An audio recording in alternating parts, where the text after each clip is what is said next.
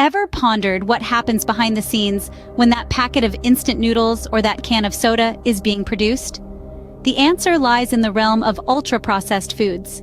Imagine a conveyor belt, starting with raw ingredients at one end and ending with a neatly packaged product at the other.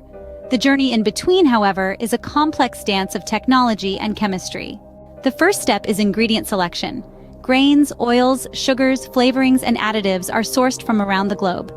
These ingredients are often chosen for their ability to enhance taste, texture, and shelf life. Next comes mechanical processing.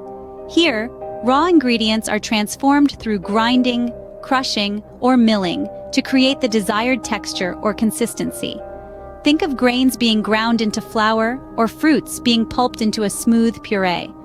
The process then moves into the realm of chemical processing. This step involves modifying the properties of ingredients to achieve specific characteristics in the end product.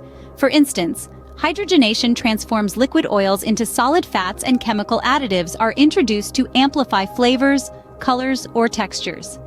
The fourth stage is extrusion and forming. This is where the processed ingredients are forced through a die to create specific shapes or textures. This technique is commonly used in the production of snack foods, cereals, and processed meat products. Then comes cooking and heating. The processed ingredients are subjected to frying, baking, or microwaving to achieve the desired taste, texture, and appearance. Once cooked, it's time for the addition of additives.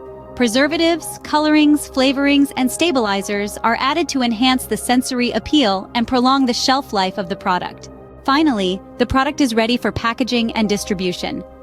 Ultra-processed foods are typically packaged in convenient formats such as cans, boxes, or pouches for easy consumption, and to preserve freshness and prevent spoilage during storage and transportation. Now you might be wondering, what's the big deal about ultra-processed foods?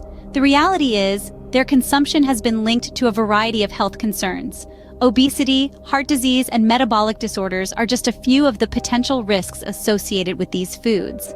So as we navigate the grocery aisles or peruse the menu at our favorite restaurant, we are encouraged to be mindful of our choices.